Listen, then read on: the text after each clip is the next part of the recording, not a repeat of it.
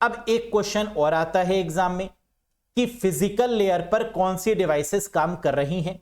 तो हम जानते हैं ओएसआई मॉडल में फिजिकल लेयर पहली लेयर होती है और फिजिकल लेयर पर कितनी डिवाइसेस काम करती हैं? 2, हब और रिपीटर। डेटा लिंक लेयर पर कितनी डिवाइसेस काम करती हैं? 3, स्विच, ब्रिज और मॉडम। ये जो मॉडम है ये पहले के समय पर फिजिकल लेयर पर काम करता था, लेकिन अब इसको किस में कन्वर्ट कर दिया गया है? डेटा लिंक लेयर पर, जिस पर मैक एड्रेस काम करता है ना। मैक एड्रेस भी तो डेटा लिंक लेयर पर ही काम करता है। Very good. नेटवर्क लेयर जिस पर आईपी एड्रेस काम करता है और इसी पर आपका राउटर काम करता है, क्योंकि आईपी एड्रेस को फॉरवर्ड करने का काम किसका है? पैकेट्स को फॉरवर्ड करने का काम किसका है? तो आंसर है राउटर का। और नेटवर्क लेयर पर क्या है? राउटर। बाकी कितनी लेयर्स बच गई? 4 लेयर। ट्रांसपोर्ट, सेशन, प्रेजेंटेशन और एप्लीकेशन, इन चारों पर गेटवे काम करता है। Transport layer gateway, session layer gateway, presentation layer gateway और एप्लीकेशन लेयर गेटवे। लेकिन अगर एग्जाम में यह क्वेश्चन पूछें कि ऐसी कौन सी नेटवर्किंग डिवाइस है जो कि सभी लेयर पर काम करती है या काम कर सकती है, तो इस केस में आंसर गेटवे होगा, क्योंकि जरूरत पड़ने पर गेटवे जो है वो प्राइवेसी के पॉइंट ऑफ व्यू से, सुरक्षा प्रदान करने के पॉइंट ऑफ व्यू से सातों लेयर पर काम कर सकती है। क्लियर? बात समझ में आ गई? Hub repeater physical, switch bridge modem data link, router network, gateway gateway gateway gateway, यानी बाकी के 4 में क्या हो गया? That is gateway. क्लियर? आगे बढ़िए। अब एक क्वेश्चन और आता है, फायरवॉल का नाम भी आपने सुना होगा। सारी नेटवर्किंग डिवाइसेस पर हम लोग ने बात कर ली, लेकिन एक नेटवर्किंग डिवाइस रह गई, फायरवॉल। तो आप मुझे यह बताइए कि फायरवॉल किस लेयर पर काम करता है ओएसआई मॉडल में? अगर यह क्वेश्चन आ जाए, क्योंकि यह बहुत बार पूछा गया क्वेश्चन है कि ओएसआई मॉडल में फायरवॉल किस परत पर काम करता है। इसको ऐसे याद रखिए कि फायरवॉल का मतलब जब आग लग जाती है ना, जब आग लग जाती है तो इंसान क्या कहता है? फटाफट 3-4 लोगों को बुला के लाओ और आग को बुझाओ, है ना। अकेले का काम तो है नहीं, तो 3-4 लोगों को बुलाने की बात की जाती है। 3-4 का मतलब लेयर 3 और लेयर 4। अब याद रहेगा ना, लेयर 3 और लेयर 4 पर काम करता है फायरवॉल, 2 लेयर्स पर। लेयर 3 का मतलब नेटवर्क लेयर और लेयर 4 का मतलब ट्रांसपोर्ट लेयर, यानी the correct answer is layer 3 and layer 4 of the OSI model, that is network layer and transport layer. कोई डाउट? तो जितनी भी नेटवर्किंग डिवाइसेस हैं वो किस लेयर पर काम कर रही हैं, ये आपको पता चल गया। गलत तो नहीं करेंगे ना? और ये क्वेश्चन इंपॉर्टेंट है। फायरवॉल का मेन काम क्या होता है?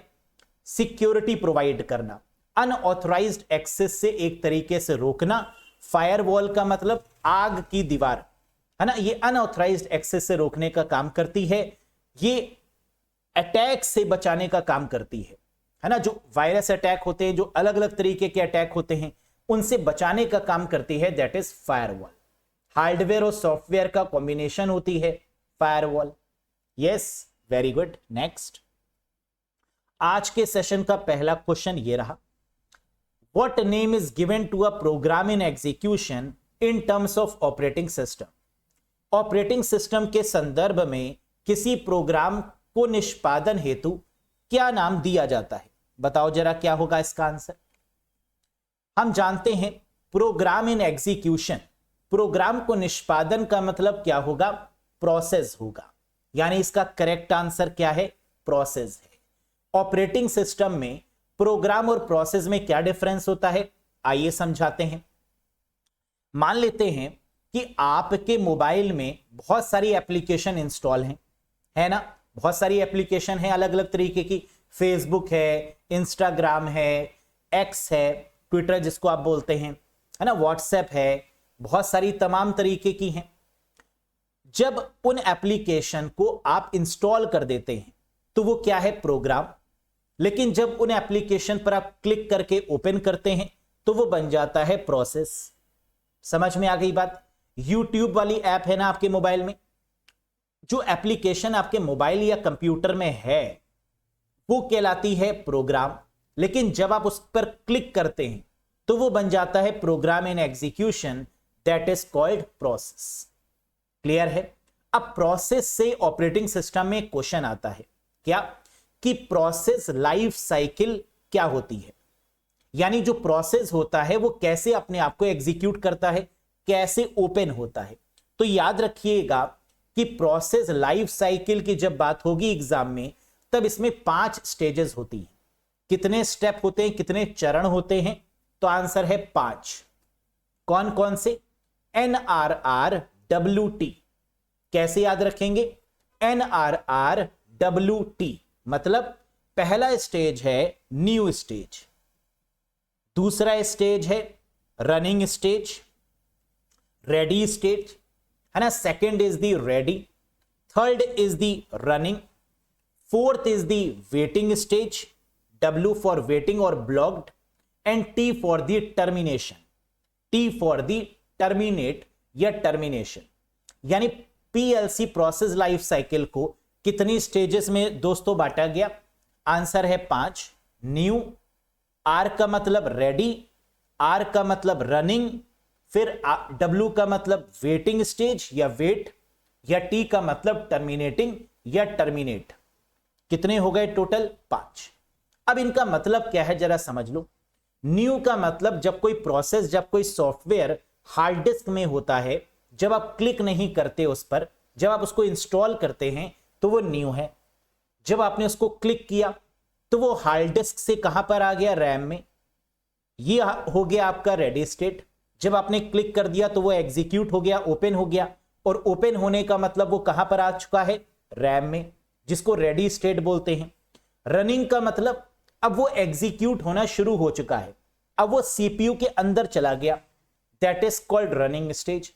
जब सीपीयू के साथ प्रोसेसिंग करना स्टार्ट कर देता है तो उसे बोलते हैं रनिंग स्टेज।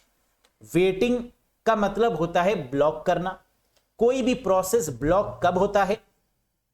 जब उससे बड़ा प्रोसेस आ जाता है ना, जब किसी प्रोसेस की प्रायोरिटी ज्यादा होती है। जैसे आप काम कर रहे थे अपने मोबाइल में, मोबाइल की बैटरी बंद हो गई, चार्जिंग खत्म हो गई, तो क्या वो वेटिंग में हो जाएगा? क्या वो ब्लॉक हो जाएगा? जी हां। या कोई बड़ा प्रोसेस की रिक्वेस्ट आ गई सीपीयू के पास, तो वो पहले वाला प्रोसेस वेटिंग में चला जाएगा, है ना। इसे राउंड रॉबिन भी बोलते हैं हम लोग, राउंड रॉबिन अप्रोच, जहां वेट करता है up to the certain extent process. और फिर होता है टर्मिनेट। टर्मिनेट करने का मतलब कि प्रोसेस अपना काम खत्म कर चुका है, जिस काम के लिए वो चला था वो काम खत्म हो गया, that is called a terminate. तो हमें याद क्या रखना है कि प्रोसेस लाइफ साइकिल की कितनी स्टेजेस होती हैं? 5।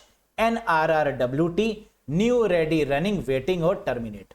Clear? Very good. Next, what are the 2 major file system in Microsoft Windows? File system अलग अलग तरीके के होते हैं। कह रहा है माइक्रोसॉफ्ट विंडोज में 2 प्रमुख फाइल सिस्टम कौन से हैं? FAT32 या NTFS, HFS या UFS, XFS या EXT3, UDF या ZFS, या नन ऑफ दीज? या आता है बताएंगे नहीं? Very good. विंडोज किसका प्रोडक्ट है? माइक्रोसॉफ्ट का। विंडोज का लेटेस्ट वर्जन कौन सा है? विंडोज 11।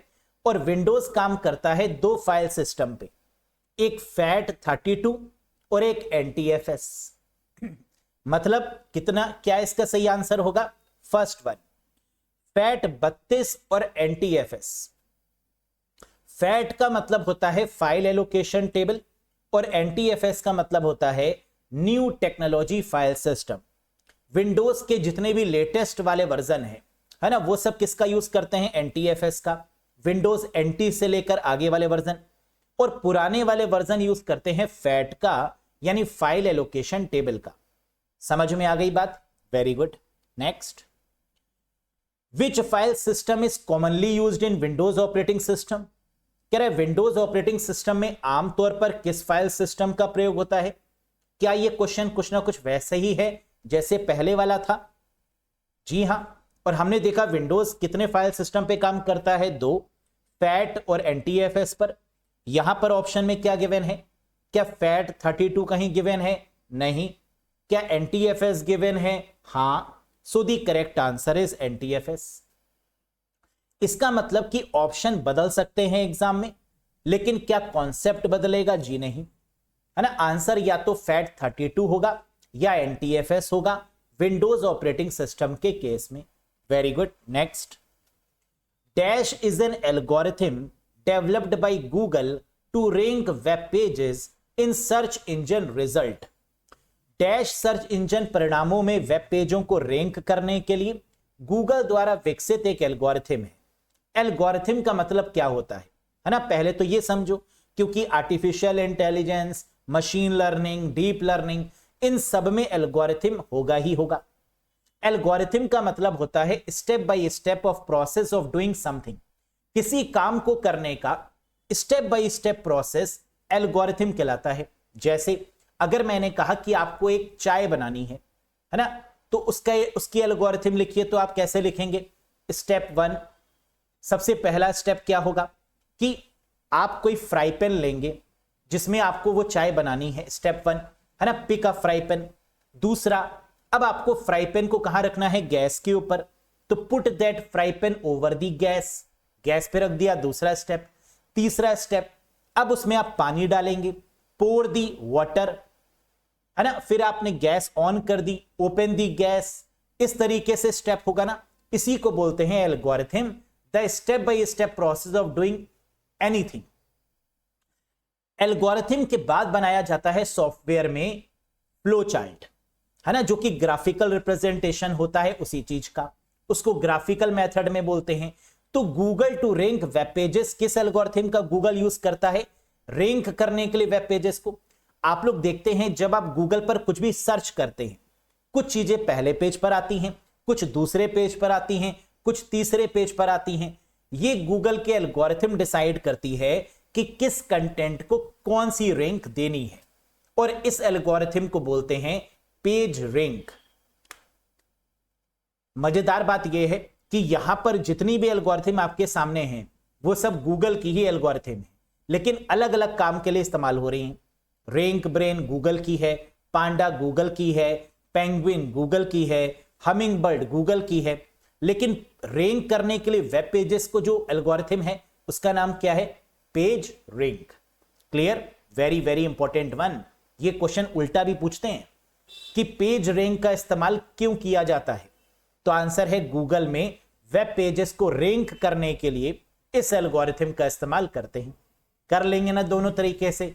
बहुत बढ़िया। Next, dash is a highly trusted encryption algorithm used to secure data by converting it into an unreadable format। मतलब डैश एक अत्यधिक विश्वसनीय इंक्रिप्शन एल्गोरिथम है जिसका उपयोग डेटा की अपठनीय प्रारूप में परिवर्तित करके सुरक्षित करने के लिए करते हैं। अब देखो क्वेश्चन में हमें मोटा मोटा दिख रहा है क्या? इंक्रिप्शन एल्गोरिथम, यानी वो एल्गोरिथम जो कि चीजों को इनक्रिप्ट करती है। इनक्रिप्ट का मतलब सिक्योर करती है ना, किसी दूसरी भाषा में कन्वर्ट कर लेती है और उसे सिक्योर कर देती है। क्रिप्टोग्राफी, इंक्रिप्शन और डीक्रिप्शन के कॉम्बिनेशन को क्या बोलते हैं? क्रिप्टोग्राफी बोलते हैं। तो कह रहे इंक्रिप्शन एल्गोरिथम का नाम बताइए जो कि डेटा को सिक्योर करती है और सबसे ज्यादा ट्रस्टवर्दी है। आंसर है AES, एडवांस्ड इंक्रिप्शन स्टैंडर्ड। ये जो एल्गोरिथम है ये सबसे ज्यादा ट्रस्टवर्दी है और इंक्रिप्शन एल्गोरिथम की कैटेगरी में आती है ना। वैसे तो बहुत सारी एल्गोरिथम है, लेकिन सबसे ट्रस्टवर्दी जो है वो कौन सी है दोस्तों? AES, advanced encryption standard. समझ में आ गया? तो जब कभी भी क्वेश्चन में ट्रस्टवर्दी की बात होगी, इंक्रिप्शन की बात होगी, डेटा सिक्योर करने की बात होगी, तो आंसर क्या हो जाएगा? AES, advanced encryption standard. आइए जरा इसको डिटेल में समझते हैं। कह रहे हैं टाइप्स ऑफ क्रिप्टोग्राफी एल्गोरिथम। जो क्रिप्टोग्राफी वाली एल्गोरिथम है उसका काम क्या है? इनक्रिप्ट करना और डिक्रिप्ट करना, है ना। यही काम होता है इनक्रिप्शन एल्गोरिथम का या डिक्रिप्शन एल्गोरिथम का या क्रिप्टोग्राफी एल्गोरिथम का। ये दो तरीके की होती है, एक सिमेट्रिक और एक एसिमेट्रिक। टोटल सिमेट्रिक और एसिमेट्रिक मिला के 7 एल्गोरिथम होती है। है ना, बताया हुआ है आपको। टोटल कितनी होती हैं? 7। 3 आती हैं सिमेट्रिक में और 4 आती हैं एसिमेट्रिक में। सिमेट्रिक की एल्गोरिथम कौन कौन सी होती हैं? एईएस जो अभी मैंने आपको बताई, एडवांस्ड इंक्रिप्शन स्टैंडर्ड। दूसरी डीईएस जो एटीएम मशीन में यूज की जाती है सिक्योरिटी के लिए, डेटा इंक्रिप्शन स्टैंडर्ड। तीसरी होती है ब्लोफिश। ये तीनों एल्गोरिथम सिक्योर करती हैं किसी भी डेटा को, है ना। जैसे एटीएम मशीन को अगर सिक्योर करना है तो हम डीईएस का प्रयोग करते हैं, डेटा इंक्रिप्शन स्टैंडर्ड। लॉकर को अगर हमें सिक्योर करना है तो वहां ब्लोफिश का यूज होता है ना। ऑनलाइन जितनी भी ट्रांजैक्शन होती हैं वो ब्लोफिश पे काम करती हैं। तो ऐसी अलग अलग एल्गोरिथम अलग अलग चीजों के लिए बनाई गई। तो सिमेट्रिक पर कितनी काम कर रही हैं? 3, एईएस, डीईएस और ब्लोफिश। जबकि एसिमेट्रिक पर काम कर रही हैं 4। कौन कौन सी 4? RSA, Rivest, Shamir, Edelman. 3 लोगों ने मिलकर बनाई थी, राइवेस्ट ने, शमीर ने और एडेलमैन ने। और इनके पहले नाम से इसको रख दिया गया, दैट इज कॉल्ड आरएसए। दूसरी एसिमेट्रिक एल्गोरिथम डिफी-हेलमैन। तीसरी asymmetric algorithm that is Twofish, 2 मछलियों वाली टू फिश एल्गोरिथम। और चौथी एसिमेट्रिक में आती है elliptic curve cryptography. Elliptic curve cryptography, ये नाम याद रखिएगा। सिमेट्रिक में कितनी? 3, एसिमेट्रिक में कितनी? 4, टोटल कितनी? 7।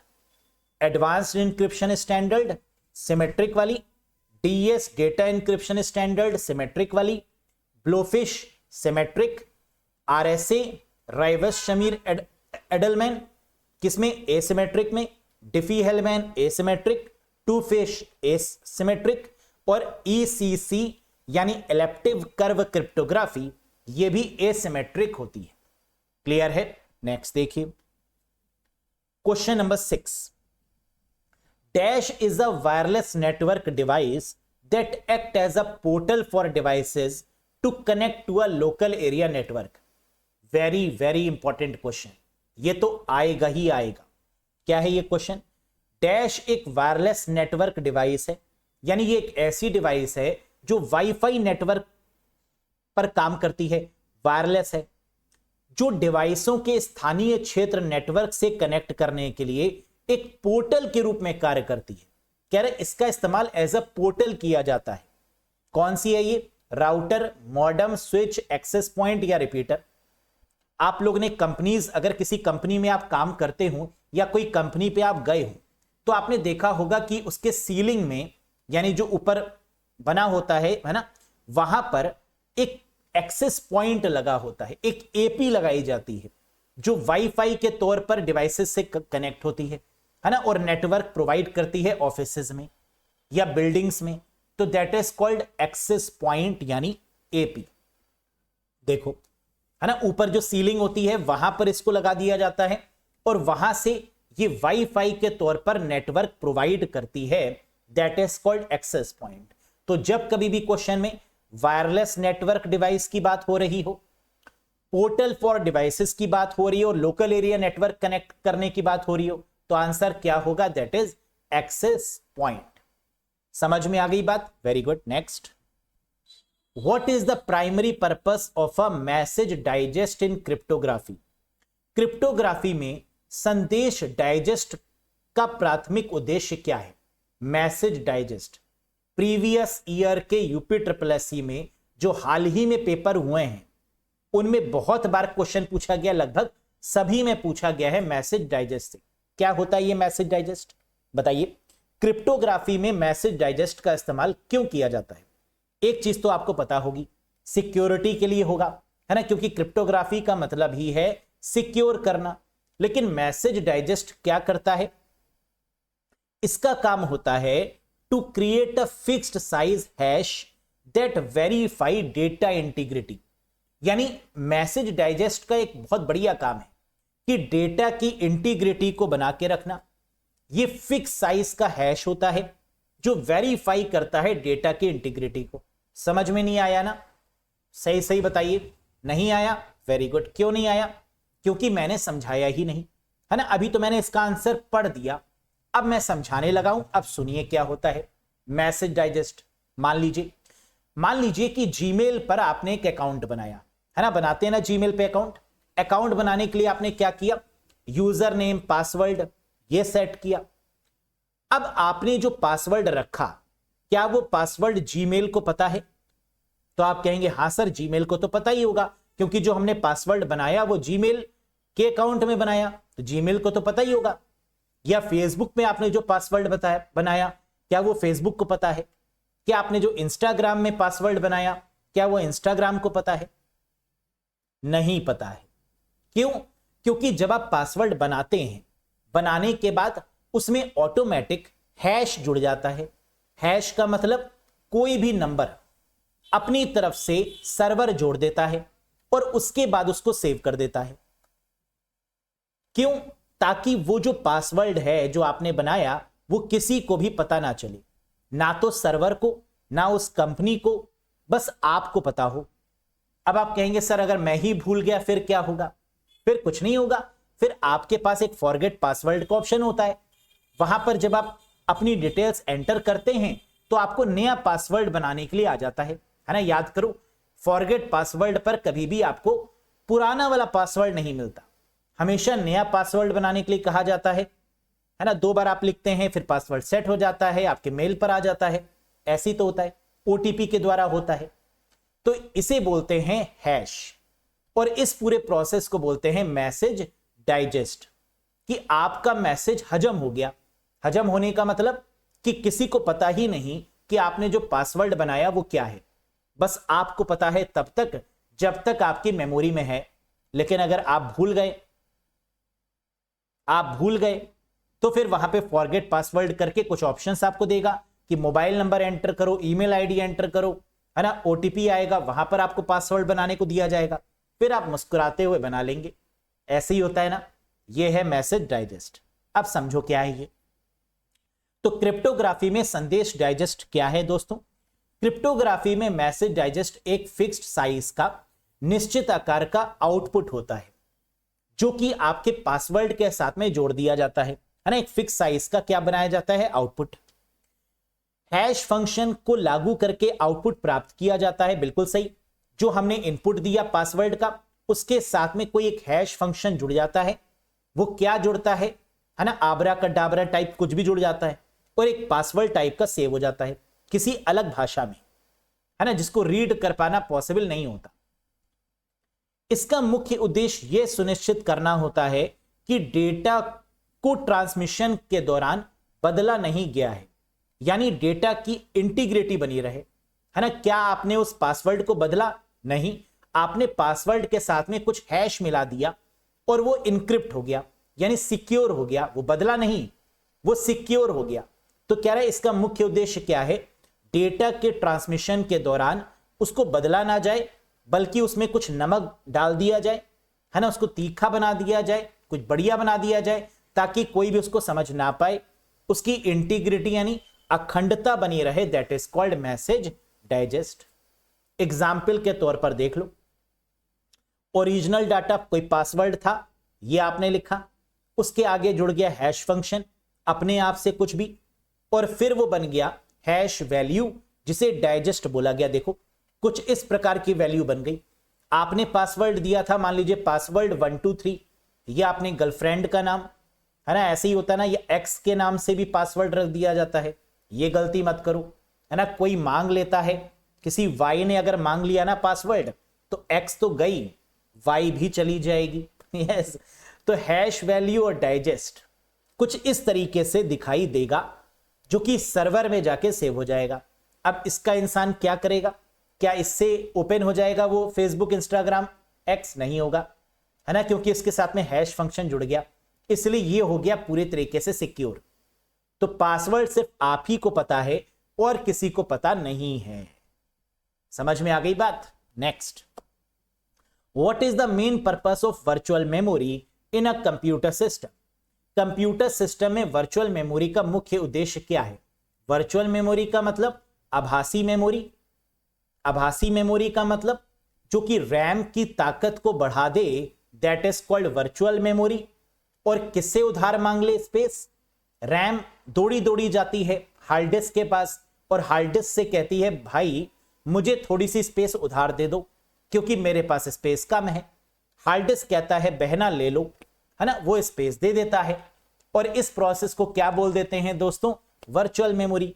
रैम को लगता है मेरे पास ज्यादा मेमोरी है और इस तरीके के भ्रम को कहते हैं वर्चुअल मेमोरी। यस, आइए। To increase the speed of the CPU, नहीं। टू स्टोर बैकअप डेटा, नहीं। To increase the size of physical memory using disk space, जी हां। फिजिकल मेमोरी का मतलब रैम, प्राइमरी मेमोरी का मतलब रैम, फिजिकल मेमोरी के साइज को इंक्रीज करना, डिस्क स्पेस का यूज करते हुए मतलब हार्ड डिस्क के स्पेस का यूज करते हुए, that is called virtual memory. To enhance network connectivity, नहीं। To clean up the malware automatically, नहीं। Next, what does the term HTTP 404 error signify? Very important question. कह रहे कई बार नेटवर्क में जब आप किसी वेबसाइट को सर्च करते हैं तो एक एरर आ जाती है। कौन कौन सी एरर? HTTP 404 error. कह रहे इसका मतलब क्या है, इसका अर्थ क्या है? सर्वर इज ओवरलोडेड, क्या सर्वर बहुत बिजी हो गया है? File has been permanently moved, क्या वो फाइल पूरी तरीके से कहीं और चली गई है? Page not found on the server, ये पेज फाउंड नहीं हुआ। एक्सेस इज फॉरबिडन, या रेस्ट्रिक्टेड है ये पेज। इंटरनल सर्वर एरर, या कोई सर्वर एरर है। आंसर है page not found. Very good, आपकी पार की नजर और निर्मा सुपर, सुपर से ऊपर। Page not found on the server होता क्या है? ध्यान से सुनिए। मान लीजिए कि आज एक वैकेंसी आती है UPSSC की और वो नोटिफिकेशन वेबसाइट लगा देती है। उसका लिंक मैं कॉपी करके आपको दे देता हूं कि बेटा ये लो, ये UPSSC की फला फला वैकेंसी आई है, इस पर क्लिक करके देख लो। आप 3 साल बाद उस लिंक पर दोबारा जाते हैं, क्या वो वैकेंसी उस लिंक पर 3 साल बाद भी रहेगी? नहीं। पेपर खत्म, नोटिफिकेशन भर गया, फॉर्म फिलअप हो गया, वो लिंक बंद कर दिया जाता है। लेकिन वो लिंक आपके पास में तो है। जब आप क्लिक करेंगे तो उस पर क्या आएगा? HTTP 404 एरर, यानी पेज नॉट फाउंड। अब वैकेंसी वहां से गायब हो चुकी है, यानी पेज नॉट फाउंड की एरर आ जाएगी। समझ में आ गया? Very good. नेक्स्ट, कुछ इस तरीके की एरर होती है। Google 404 दैट्स एन एरर, है ना, ऐसे लिखा होता है। The requested URL a cool website was not found on this server, कि ये वेबसाइट सर्वर पर मौजूद नहीं है या ये पेज सर्वर पर मौजूद नहीं है। Right. Next, what is the purpose of mail merge in MS word? कह रहे MS वर्ड में मेल मर्ज का उद्देश्य क्या होता है? पहले तो मुझे यह बताइए कि MS वर्ड में मेल मर्ज किस टैब में उपलब्ध मिलता है? बहुत बढ़िया। देखो, टैलेंटेड की कोई कमी नहीं है ना, भर भर के टैलेंट है आपके पास, घमंड नहीं करते हैं, कितनी अच्छी बात है ना, ये क्वालिटी है आपकी। मेल मर्ज मेलिंग टैब में मिलता है, यही बताया ना आपने, बहुत बढ़िया। पर्पस क्या है मेल मर्ज का? कि कई सारे लोगों को एक साथ डॉक्यूमेंट भेज पाए, यही तो मकसद है ना। चीन टपाक डमडम ये तो नहीं है। तो मकसद क्या है? कई सारे लोगों को एक डॉक्यूमेंट भेज पाए, that is called mail merge. To create graph and chart, नाना। टू मर्ज 2 वर्ड डॉक्यूमेंट, नाना। To send bulk personalise letter और मेल, हां, बल्क में लेटर या मेल को भेजने के लिए मेल मर्ज बनाया गया। To convert a file to PDF format, नाना। To encrypt a word document, नाना, है ना, ये तो नहीं होगा। मिल गया आंसर। अब जरा एक निगाह डालो यहां पर, इधर आओ, देखो मेल मर्ज का फीचर कहां मिल रहा है? मेलिंग टैब पे ऊपर। जब आपने स्टार्ट मेल मर्ज पर क्लिक किया तो कितने तरीके की चीजें आप भेज सकते हैं किसी को? लेटर भेज सकते हैं, email messages, envelope, label, directory, normal word document. क्योंकि एग्जाम में क्वेश्चन आता है नीचे दिए गए ऑप्शन में क्या नहीं भेज सकते, तो ये याद रखिएगा, ये भेज सकते, है ना, letter, email message, envelope, labels, directory, normal word document, और या फिर step by step mail merge result को भी फॉलो कर सकते हैं। क्लियर? अब क्या क्या पॉइंट याद रखेंगे मेल मर्ज के रिगार्डिंग? टैब अगर पूछेंगे तो मेलिंग हो जाएगा। मेल मर्ज में जो लिस्ट और डेटाबेस होता है उसे सोर्स बोलते हैं, है ना, यह भी याद रखना है, इंपॉर्टेंट है। मेल मर्ज में सूची या डेटाबेस को क्या बोलते हैं? सोर्स बोलते हैं, स्रोत बोलते हैं, कहा जाता है ना, सोर्स कहा जाता है। यह बात याद रखिएगा। किसको? लिस्ट और database in mail merge is called source. Mail merge में सूची या डेटाबेस को सोर्स के नाम से जानते हैं। Yes, very good. Next, the basic computation unit of the CPU is known as. बताओ, सीपीयू का मतलब ब्रेन ऑफ द कंप्यूटर यानी सेंट्रल प्रोसेसिंग यूनिट। इसमें जो कंप्यूटेशन करती है वो कौन सी है? सेंट्रल प्रोसेसिंग यूनिट यानी सीपीयू की मूल गणना इकाई को क्या कहते हैं? Control unit, arithmetic logic unit, register, cache या डिकोडर? बहुत बढ़िया। The correct answer is ALU. Computation यानी गणना करने का मतलब एडिशन, सब्ट्रैक्शन, मल्टीप्लिकेशन, डिवीजन, और इसका काम किसका है? एएलयू का है। तो करेक्ट आंसर क्या हो जाएगा? Arithmetic logic unit. क्लियर है? अब जरा इधर आओ। सीपीयू के कितने हिस्से होते हैं, कितने पार्ट्स होते हैं, कितने कंपोनेंट होते हैं, कितने बिल्डिंग ब्लॉक होते हैं? तो आंसर है 3। Control unit, arithmetic logic unit और मेमोरी यूनिट। और मेमोरी यूनिट को रजिस्टर भी बोलते हैं। तो सीपीयू के कितने भाग हुए? 3, सीयू, एएलयू और रजिस्टर।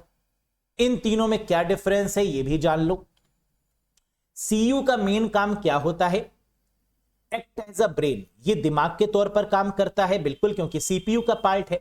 ये मैनेज करता है, कोऑर्डिनेट करता है और एग्जीक्यूट करता है इंस्ट्रक्शंस को। यह डी कोड भी करता है ना, अपनी भाषा में जो हम लिखते हैं उसको कन्वर्ट करता है, डी कोड भी करता है। तो अगर क्वेश्चन में मैनेज की बात हो, कोऑर्डिनेट की बात हो या एग्जीक्यूट करने की बात हो तो आंसर होगा कंट्रोल यूनिट। मस्तिष्क के रूप में कार्य करता है, निर्देशों के निष्पादन का प्रबंधन और समन्वय करता है, that is called control unit. ALU क्या करेगा? अरिथमेटिक वाले काम करेगा और लॉजिक वाले काम करेगा। Perform all arithmetic and logical operations, जितने भी अरिथमेटिकल और लॉजिक ऑपरेशंस होंगे वो परफॉर्म करेगा, जैसे एडिशन, सब्ट्रैक्शन, मल्टीप्लिकेशन, डिवीजन, या फिर greater than, smaller than, equals to, not equals to, logical वाले, या फिर गेट्स, एंड और नॉट, या universal gate, NAND gate, NOR gate, है ना, इन सब पर काम कौन करेगा? एएलयू काम करेगा। Very good. और मेमोरी यूनिट जिसको रजिस्टर बोला जाता है, और रजिस्टर कहां पर मिलती है? सीपीयू के अंदर। कैसी मेमोरी है? Temporary memory. बहुत बढ़िया। क्या ये फास्टेस्ट मेमोरी है? जी हां। आओ एक बार देखें। Inside the CPU register memory CPU के अंदर है, फास्टेस्ट मेमोरी है, सबसे तेज है। इसके बाद आपकी कौन सी आती है? कैशे। फिर आती है आपकी रैम, है ना। टेम्परेरी मेमोरी है यानी वोलाटाइल इन नेचर है ना, इसका नेचर कैसा है? टेम्परेरी यानी वोलाटाइल। और फ्लिप फ्लॉप के कलेक्शन से ये बनी होती है। Collection of flip flop is called register. अगला क्वेश्चन लीजिए। What is the role of RFID? RFID की फुल फॉर्म इंपॉर्टेंट है।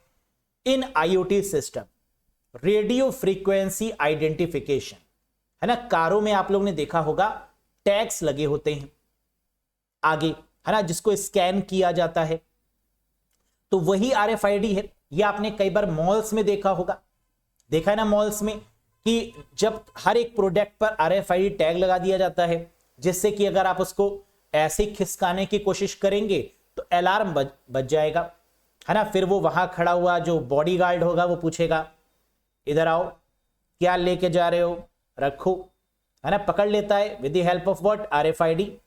और जब बिलिंग होती है तो उस आरएफआईडी टैग को निकाल दिया जाता है। देखा है ना आप लोगों ने, रेडियो फ्रीक्वेंसी आइडेंटिफिकेशन। तो कह रहा है इंटरनेट ऑफ थिंग्स में आरएफआईडी का काम क्या है? To provide high speed internet access. क्या ये इंटरनेट की स्पीड को बढ़ाता है? ना ना। To process and analyse the big data. क्या ये बड़े डेटा को प्रोसेस करने में मदद करता है?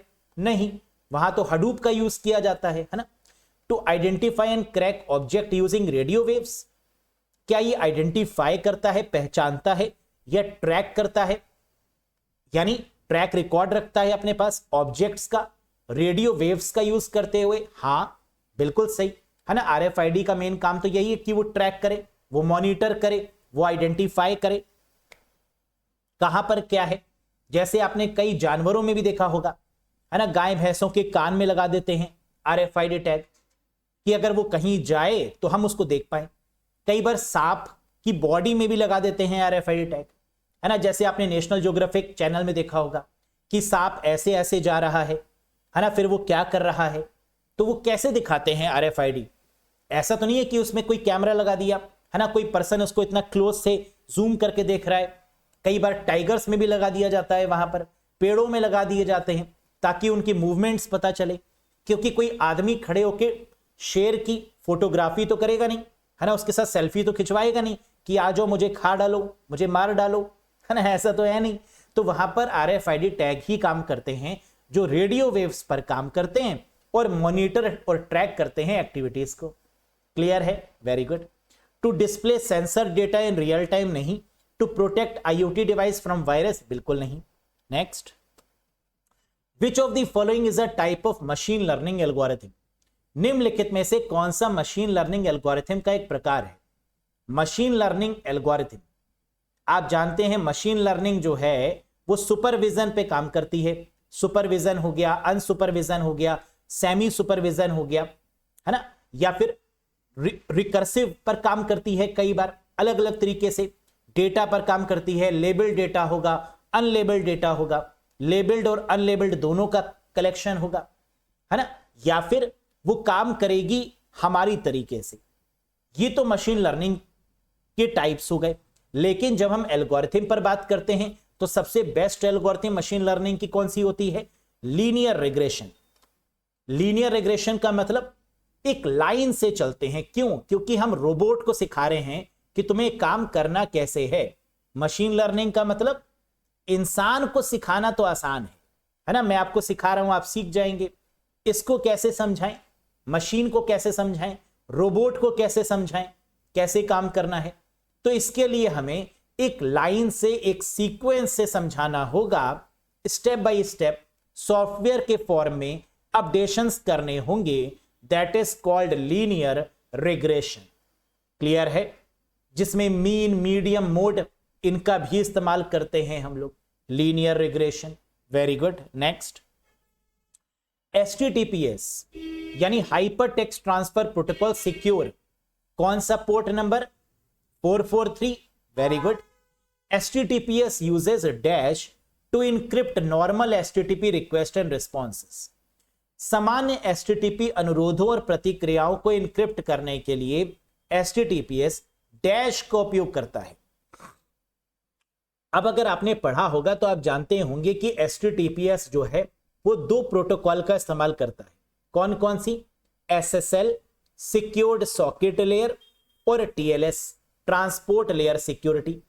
पहले SSL का यूज करता था, लेकिन अब SSL बंद हो चुका है।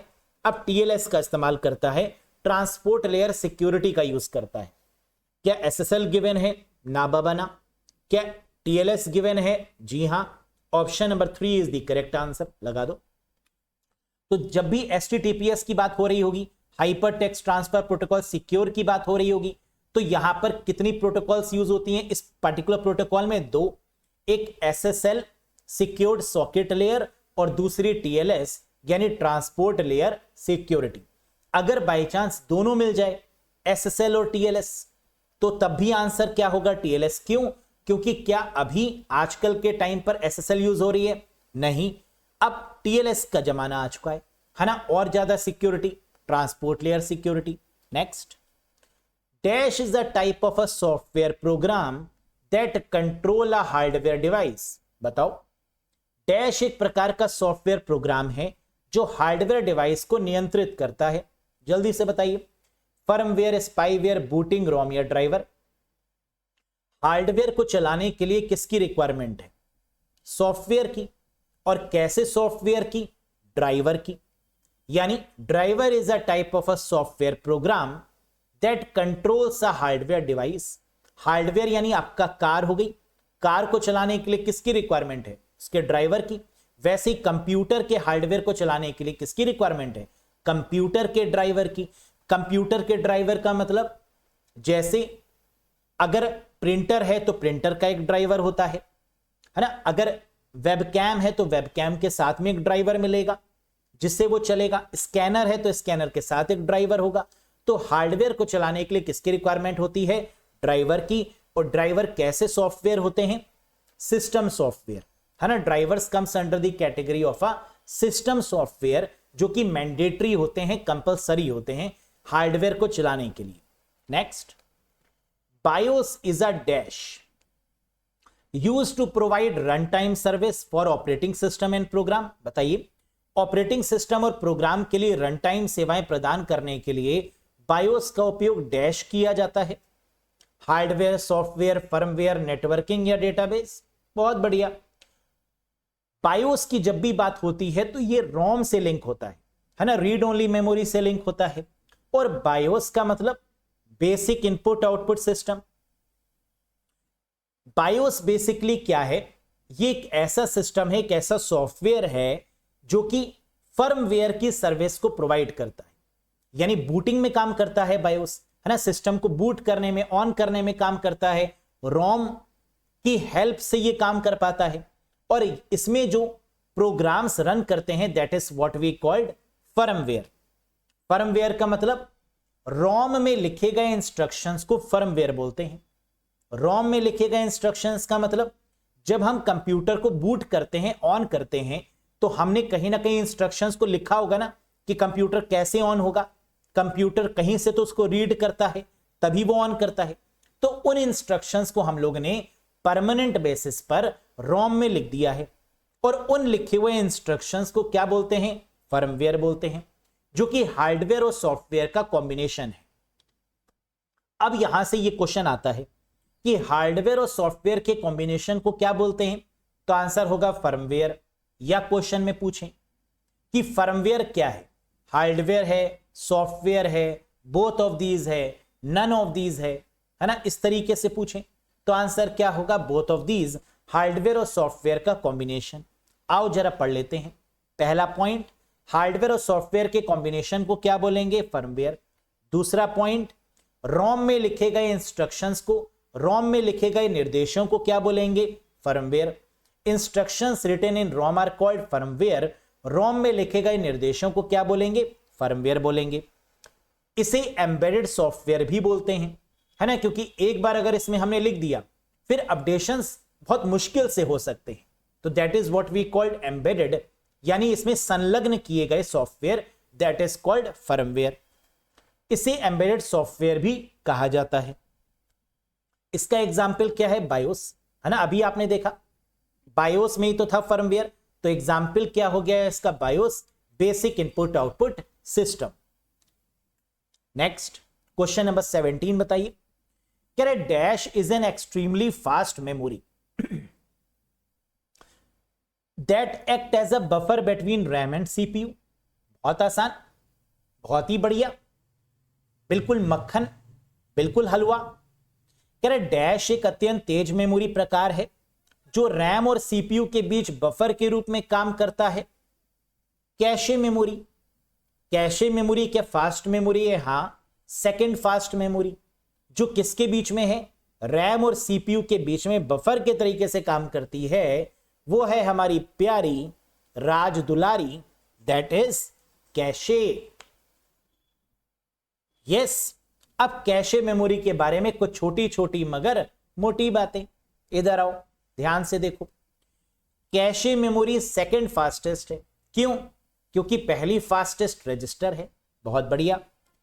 Made up of S RAM, static RAM से मिलकर बनती है कैशे मेमोरी, क्योंकि डायनेमिक रैम का इस्तेमाल तो करते हैं लैपटॉप में, कंप्यूटर्स में रिफ्रेश करने के लिए बार बार। यस, तो एस रैम कैश मेमोरी हो गया। Place between CPU and RAM, cache memory किसके बीच में होती है? सीपीयू और रैम के बीच में होती है। क्लोज टू दी सीपीयू, सबसे सीपीयू के क्लोज यानी करीबी मेमोरी कौन सी है? कैशे। अगर कैश मेमोरी में डेटा मिल गया, सीपीयू ने डेटा ढूंढा, अगर कैशे में मिल गया तो हिट हो गया, और अगर सीपीयू ने डेटा को ढूंढा और नहीं मिला कैशे में तो मिस हो गया। और अगर कैशे में नहीं मिलेगा तो अब सीपीयू कहां ढूंढेगा? रैम में, है ना, क्योंकि कैशे मेमोरी के बाद कौन सी मेमोरी आती है? रैम में, वहां डेटा को ढूंढेगा। रैम में भी नहीं मिला तो सीपीयू कहां ढूंढेगा? हार्ड डिस्क में। यस, और कैशे मेमोरी किस प्रिंसिपल पर काम करती है? सबसे इंपॉर्टेंट क्वेश्चन, कैशे मेमोरी क्या किसी सिद्धांत पर काम करती है? हां, that is called locality of reference. Cache memory कैसी है? टेम्परेरी है, वोलेटाइल है ना, टेम्परेरी है, वोलेटाइल नेचर है, और इसका जो प्रिंसिपल है, जो सिद्धांत है, that is called locality of reference. Locality of reference का मतलब क्या होता है? कैशे मेमोरी बहुत छोटी होती है, ये कुछ समय के लिए डेटा को अपने पास रखती है। जिस डेटा का इस्तेमाल बार बार करना है उसको अपने पास रख लेती है, और जिस डेटा का इस्तेमाल नहीं करना उस डेटा को रैम को दे देती है, और इस प्रिंसिपल को कहते हैं लोकेलिटी ऑफ रेफरेंस। क्या ऐसा आप भी करते हैं? जी हां। सपोज करिए कि आप कंप्यूटर पढ़ रहे हैं, तो आपके आसपास क्या होगा? कंप्यूटर की बुक्स होनी चाहिए, है ना, कंप्यूटर रिलेटेड नोट्स होने चाहिए। लेकिन अगर आप मैथ्स पढ़ रहे हैं तो आपके पास मैथ्स की बुक होंगी। कंप्यूटर की बुक को अलमारी में जाके जोड़ आएंगे, है ना, अलमीरा में वहीं पर रखाएंगे। क्यों? क्योंकि आपके पास स्पेस कम है। ऐसा तो नहीं होगा ना कि सारे सब्जेक्ट एक साथ इकट्ठा कर लेंगे फिर उसी के ऊपर लेट जाएंगे, ऐसा तो नहीं है ना। होता है, बॉयज के साथ में यही होता है ना, हॉस्टल में चले जाओ ऐसे ही होगा, सारी चीजें एक साथ पड़ी होंगी, पता नहीं होगा कहां पर है ना। चलो, तो प्रिंसिपल क्या है? Locality of reference. जिसकी जरूरत है उसको पास में रखेंगे और जिसकी जरूरत नहीं है उसको दूसरी जगह पर रख देंगे, that is called locality of reference. Next, the time between program input and output is called. बताओ, प्रोग्राम इनपुट और आउटपुट के बीच में जो समय है उसको क्या बोलते हैं? मान लीजिए आपने कीबोर्ड से कुछ इनपुट दिया और स्क्रीन पर आउटपुट आया, क्या तुरंत आया आउटपुट? हमें लगता है तुरंत आया, लेकिन उसके बीच में कुछ पिको सेकंड का डिफरेंस होता है। तो इनपुट और आउटपुट में जो समय लगता है, जैसे आपने कहा 2 + 3, कैलकुलेटर में आ गया या कंप्यूटर में आ गया 5, क्या तुरंत आया? कुछ पिको सेकेंड्स का समय लग के आया, और उसे बोलते हैं एग्जीक्यूशन टाइम। इनपुट और आउटपुट के बीच में जो समय लगता है, that time is called the execution time. Turn around time क्या होता है? Total time taken by the CPU, CPU के द्वारा कुल समय जो लिया जाता है काम करने के लिए, that is called turn around time. Waiting time का मतलब रैम, कोई भी प्रोसेस रैम में कितनी देर तक रुका, that is called a waiting time. Delay time का मतलब कितनी देर लगी आउटपुट आने में, that is called a delay time. Clear? Next, which RAM used in computers और इन लैपटॉप? बताइएगा, कंप्यूटर या लैपटॉप में कौन सी रैम का उपयोग होता है? ये तो आप उड़ा देंगे बहुत बढ़िया तरीके से। S RAM, D RAM, EP RAM, ROM या ऑल ऑफ दीज? बहुत बढ़िया, आपकी पार की नजर और Nirma super. Answer is D RAM. Laptops की बात करें, मोबाइल फोन्स की बात करें, तो उसमें जो रैम यूज हो रही है वो कैसी है? डायनेमिक रैम, यानी डी रैम। स्टैटिक रैम का यूज कहां होता है? कैशे मेमोरी के लिए, मालूम है ना। और रैम होती कितने तरीके की है? 2, स्टैटिक और dynamic. Dynamic RAM further classified है एसडी रैम के फॉर्म में, तो कभी कभी तीसरी रैम भी हम लोग बोल देते हैं, that is called SD RAM, है ना। वैसे मेनली रैम जो है वो 2 ही तरीके की होती है, एक स्टैटिक और एक डायनेमिक। लेकिन डायनेमिक का एक फर्दर क्लासिफिकेशन और है, that is called SD RAM, यानी सिंक्रोनस डायनेमिक रैम। इसकी फुल फॉर्म इंपॉर्टेंट है, कई बच्चे लगा देते हैं स्टैटिक डायनेमिक रैम। नहीं, एस का मतलब है synchronous dynamic RAM. Static RAM cache memory को बनाने के लिए, डायनेमिक रैम लैपटॉप या मोबाइल फोन्स में जो रिफ्रेश होती है, और एसडी रैम जो डेट टाइम को रिफ्लेक्ट करती है, सीमॉस बैटरी के साथ में लिंक होकर काम करती है, that is called synchronous dynamic RAM.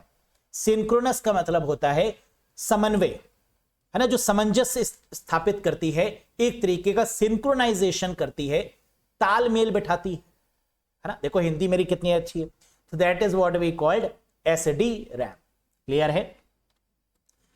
अब टाइप्स ऑफ रैम में जरा देख लो। एस रैम का इस्तेमाल करते हैं कैश मेमोरी को बनाने के लिए, डी रैम का यूज करते हैं लैपटॉप कंप्यूटर के साथ में, और ये क्या करती है, बार बार रिफ्रेश होती है। तो अगर एग्जाम में पूछें कि ऐसी कौन सी रैम है जो बार बार रिफ्रेश होती है, तो आंसर क्या होगा, डी रैम होगा। एसडी रैम क्या है, जो डेट टाइम यानी सिंक्रोनस डायनेमिक रैम है ना, वही तालमेल बिठाने वाली, समन्वय बिठाने वाली है ना। और CMOS battery, complementary metal oxide semiconductor battery के साथ में काम करने वाली, that is SD RAM. Clear है। क्वेश्चन नंबर 20 ध्यान से देखो, बढ़िया क्वेश्चन है। Dash can either be malware और hardware. The main purpose of this malware is to record the keys pressed by the user. कितना प्यारा क्वेश्चन, बताओ। डैश या तो मैलवेयर या हार्डवेयर हो सकता है। इस मैलवेयर का मुख्य उद्देश्य उपयोगकर्ता द्वारा दबाई गई कुंजियों को रिकॉर्ड करना है। जब हम कुछ टाइप करते हैं तो वो चीजें ऑटोमेटिकली रिकॉर्ड हो जाती हैं। कौन करता है, की लॉगर करता है। रूट किट क्या है, रूल किट नहीं होता, रूट किट होता है। रूट किट का मतलब हमारे एडमिन राइट्स को ले लेना, that is called root kit. बताया था मैंने आपको। रूट किट क्या करता है, हमारे एडमिन राइट्स को ले लेता है। आप फेसबुक के मालिक थे है ना, आपका फेसबुक अकाउंट था, लेकिन आप बचे नहीं, कोई दूसरा हैंडल कर रहा है, एडमिन राइट्स को ले लिया, रूट किट हो गया। वॉर्म का मतलब जो सेल्फ रेप्लिकेट करे बिना किसी ह्यूमन की मदद के, बिना इंसान की इन्वॉल्वमेंट के, वॉर्म हो गया। ट्रोजन क्या है, देखने में शरीफ लगे लेकिन हो नहीं, that pretend to be useful but actually not, that is called Trojan. Yes, very good. Next, which of the following keyboard shortcut is used to close a MS Word document? MS Word दस्तावेज को बंद करने के लिए कौन सी shortcut की का प्रयोग करेंगे? Alt F4 का। Alt F4 से क्या क्लोज हो जाएगा? जी हां, अगर हमें पूरा कंप्यूटर भी बंद करना है तो भी हो जाएगा। पहले सारे सॉफ्टवेयर बंद हो जाएंगे, फिर कंप्यूटर भी बंद हो जाएगा Alt F4 की मदद से। Very good. और चेंज केस की शॉर्टकट की क्या थी MS Word में, बताओ जरा। What is the shortcut key in MS Word for change case? Toggle case, upper case, lower case, sentence case, capitalize each word. Shift F3, very good, बहुत बढ़िया। Next, which of the following is incorrect about cache memory? बताओ बताओ, है ना। Cache memory के बारे में कौन सा कथन गलत है, जल्दी बताओ, ऐसे ही क्वेश्चन मिलते हैं एग्जाम में। It is slower than main memory। क्या ये रैम से स्लो है? क्या कैश मेमोरी धीमे है रैम के कंपैरिजन में? नहीं भाई, कैसे? सबसे तेज रजिस्टर है, फिर कैशे है, फिर रैम है, तो ये कैसे स्लोअर हो गई? तो कैश मेमोरी फास्टर है मेन मेमोरी के कंपैरिजन में, यानी ये तो स्टेटमेंट गलत हो गया। आगे बढ़ते। It keeps the program that can be run in a short amount of time. क्या कैश मेमोरी में वो प्रोग्राम आते हैं जिनको जल्दी जल्दी रिक्वायरमेंट पड़ रही है, जिनको जल्दी जल्दी एक्सेस करना पड़ रहा है? जी हां, बिल्कुल सही। It act as a high speed buffer between CPU and main memory. क्या ये बफर के तरीके से काम करता है सीपीयू और मेन मेमोरी के बीच में? जी हां। It store data in temporary use. क्या ये डेटा को टेम्परेरी स्टोर करके रखती है या परमानेंट है? टेम्परेरी है, बिल्कुल सही। नन ऑफ दीज होगा नहीं, यानी करेक्ट आंसर इनकरेक्ट हमें मिल चुका है option number 1, it is slower then the main memory. ये गलत है। कैश मेमोरी फास्टेस्ट है रैम के कंपैरिजन में। Yes. Ransomware is a type of a malware that lock dash victim data file device और सिस्टम। बताओ। रैंसमवेयर एक प्रकार का मैलवेयर है, बिल्कुल सही, जो पीड़ित के डेटा फाइलों, उपकरणों या सिस्टम को लॉक और डैश कर देता है, डिक्रिप्ट करता है, इनक्रिप्ट करता है, पार्टीशन करता है, फॉर्मेट करता है, या सभी करता है। क्या बात। रैंसमवेयर का मेन काम है इनक्रिप्ट करने का। तो ये क्या करता है, डेटास को इनक्रिप्ट करता है, फाइल्स और फोल्डर पर ताला लगा देता है, दैट इज कॉल्ड इनक्रिप्शन। जब फिरौती की रकम मिल जाती है तो वो डिक्रिप्ट कर देता है, लेकिन अगर फिरौती की रकम नहीं मिलेगी तो क्या वो डिक्रिप्ट करेगा? नहीं करेगा। तो क्या वो फाइल और फोल्डर को ओपन करेगा? नहीं करेगा। लेकिन क्या वो इनक्रिप्ट करके रखेगा हमेशा? हाँ। तो इसका मतलब रैंसमवेयर का मेन काम क्या है? इनक्रिप्ट करना ही है। बहुत बढ़िया। Next, add more dash to your PC for better performance. बेहतर प्रदर्शन के लिए अपने पीसी में अधिक डैश जोड़े। क्या? कैशे, रोम, रैम, वर्चुअल मेमोरी या रजिस्टर। बेहतर परफॉर्मेंस के लिए अपने कंप्यूटर में क्या जोड़ेंगे? रैम मेमोरी ही जोड़ेंगे। एड मोर, मोर मतलब ज्यादा, पहले से कुछ है उसमें और जोड़ देंगे। क्या? That is RAM memory. और अगर रैम हम ज्यादा रखेंगे तो क्या प्रोसेसिंग स्पीड बढ़ जाएगी? जी हां, है ना। रैम अगर अच्छे रखेंगे और उसका प्रोसेसर बढ़िया रखेंगे, सीपीयू, है ना, वो बढ़िया रखेंगे तो प्रोसेसिंग स्पीड तो बढ़ेगी बढ़ेगी। बहुत बढ़िया। Dash is the process of putting web pages, images and files onto a web server. Web पेजों, छवियों और फाइलों को वेब सर्वर पर डालने की प्रक्रिया क्या कहलाती है? सोचो बताओ। अपने कंप्यूटर पर सर्वर पर चीजों को क्या करते हैं हम? जैसे डीपी है ना, आप क्या करते हैं? उसको लगाते हैं ना, लग जाती है। सर्वर पर भेज दिया यानी अपलोड कर दिया। समझ में आया? अपने कंप्यूटर से सर्वर पर चीजों को भेजना अपलोडिंग कहलाता है। Clear? Next, dash is the process of getting web pages, images and files from a web server. Server से चीजों को मंगवाना अपने कंप्यूटर पर क्या कहलाता है? यानी अब कोई फाइल है, कोई पीडीएफ है, उस पर आप क्लिक करते हैं, कोई वीडियो है उस पर आप क्लिक करते हैं तो वो क्या होती है? डाउनलोड।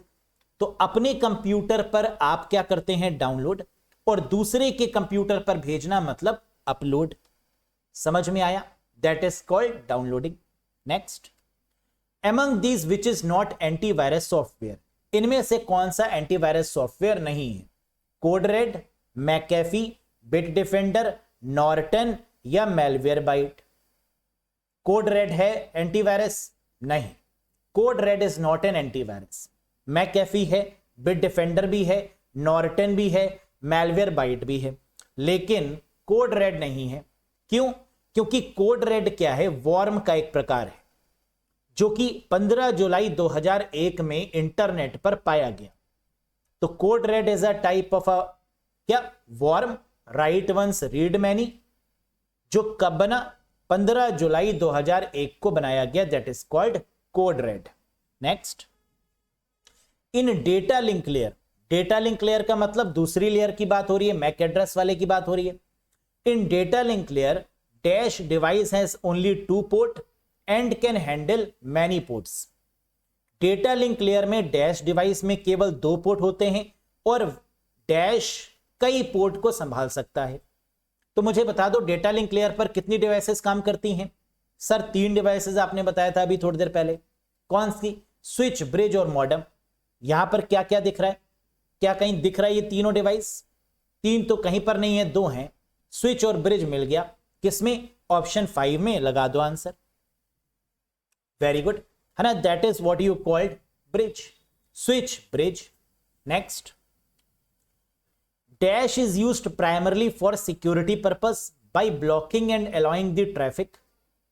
डैश का उपयोग मुख्य रूप से यातायात को अवरुद्ध करने और अनुमति देकर सुरक्षा उद्देश्य के लिए किया जाता है। क्या बोलते हैं उसको? जल्दी से बताओ। ब्लॉक कर रहा है ट्रैफिक को सिक्योरिटी पर्पस से। आंसर आप जानते हैं, दैट इज कॉल्ड फायरवॉल, जो अनवांटेड ट्रैफिक को बंद रखता है, अनवांटेड चीजों को सर्वर तक पहुंचने नहीं देता, और जो सही चीजें हैं, जो अलाउड चीजें हैं, उनको आने देता है। तो that is what we called a firewall. Hardware और सॉफ्टवेयर का combination, that is called a firewall. Next, dash an Indian American. अच्छा, फायरवॉल किस लेयर पर काम करता है याद है ना? अभी थोड़ी देर पहले बताया था। फायर यानी आग लग जाएगी तो क्या होगा? आग लगा दी, आग लगा दी, आग लगा दी। लेयर 3 और 4, 3-4 लोग आएंगे और बुझाएंगे, है ना। तो लेयर 3 और लेयर 4 पर काम करती है फायरवॉल। बहुत बढ़िया, देखो याद हो जाती हैं चीजें आप लोग को, समझाते ही मैं इतना अच्छा हूं।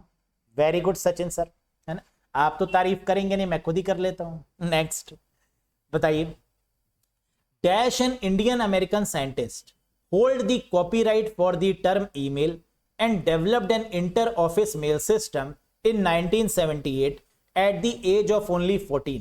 यानी डैश एक भारतीय अमेरिकी वैज्ञानिक है जिनके पास ईमेल शब्द का कॉपीराइट है और उन्होंने 1978 में केवल 14 साल की उम्र में, अरे बाप रे, 14 इयर्स में ही इंटर ऑफिस और मेल सिस्टम विकसित कर लिया। बताओ 14 इयर्स में, है ना, इन्होंने ईमेल बना डाला। ये कौन है? ये है मिस्टर शिवा अय्यादुरई। देखो भारत के मेल में नाम किसका आता है? शिवा अय्यादुरई का। और वैसे ईमेल फाउंडर दुनिया के केस में नाम आता है रे टॉमलिंसन का। क्वेश्चन में क्या पूछ रहा था? इंडियन अमेरिकन, भारतीय हैं लेकिन रहते अमेरिका में थे, है ना, तो इंडियन हुए ना, Indian American, that is mister Shiva Ayyadurai, भारतीय। 14 इयर्स की एज में, क्या बात है, आग लगा दी, आग लगा दी, आग लगा दी, सुपर से ऊपर काम किया। Yes, next, cache memory works on principle of. Cache memory किस सिद्धांत पर काम करती है? बताइए। Compression, locality of reference, disk defragmentation, paging या सेगमेंटेशन। अभी हम लोग ने पीछे पढ़ा था कि कैश मेमोरी जिस सिद्धांत पे, जिस प्रिंसिपल पे, जिस मैकेनिज्म पे काम करती है वो है लोकेलिटी ऑफ रेफरेंस। यानी जिसकी रिक्वायरमेंट है, जिसकी आवश्यकता है, उसको अपने पास रखेगी और जिस फाइल की आवश्यकता नहीं है, जिस डेटा की आवश्यकता नहीं है, उसको रैम को दे देगी, है ना, क्योंकि कैश मेमोरी का साइज छोटा होता है, रैम का थोड़ा बड़ा होता है, तो वो रैम से कहती है रख लो, जब जरूरत होगी तब तुमसे ले लेंगे, है ना। That is what we call locality of reference. Next, which memory uses the concept of track and sector. कौन सी मेमोरी ट्रैक और सेक्टर की अवधारणा का उपयोग करती है? ट्रैक, सेक्टर, सिलेंडर, है ना, इन सब पे कौन सी मेमोरी काम करती है? Hard disk. क्या हार्ड डिस्क है? जी हां, लगा दो। हार्ड डिस्क की स्पीड को किस में नापते हैं? जल्दी से बताइए। The speed of the hard disk is measured in RPM. बहुत बढ़िया, रेवोल्यूशंस पर मिनट। और फ्लैश मेमोरी में कौन सी स्टोरेज डिवाइस आती है? फ्लैश मेमोरी में एसएसडी, पेन ड्राइव और मेमोरी कार्ड। और एसएसडी किस प्रकार की? रोम है, ईईपी रोम का advanced form, that is called flash memory. याद रहेगा ना? Very good. Next, which of the following memory device is very much similar in terms of speed to cache memory. निम्नलिखित में से कौन सी मेमोरी डिवाइस गति के मामले में कैश मेमोरी के समान है? आपने देखा क्वेश्चन में कैश मेमोरी, आपको याद आ गया, सचिन सर ने बताया था स्टैटिक रैम का यूज होता है कैश मेमोरी को बनाने के लिए। तो क्या स्टैटिक रैम ऑप्शन में है? लगा दो, मिल गया। डायनेमिक रैम का यूज लैपटॉप, कंप्यूटर्स में होता है। फ्लैश मेमोरी तो यहां होगा नहीं क्योंकि कैश मेमोरी से लेना देना ही नहीं, वो ईपी रोम का एडवांस्ड वर्जन फ्लैश मेमोरी। पापा फ्लैश मेमोरी के कौन है? फ्यूजियो मैसियो को। याद आया ना? एसडी रैम आप जानते हैं, synchronous dynamic RAM, date time या सीमॉस बैटरी, तो SD RAM. Very good. Next, time taken to read and write the hard disk. Hard disk को पढ़ने और लिखने में लगा समय क्या कहलाता है? ध्यान से बताओ। बहुत बढ़िया, हार्ड डिस्क को रीड और राइट करने में लगा समय, that is called seek time.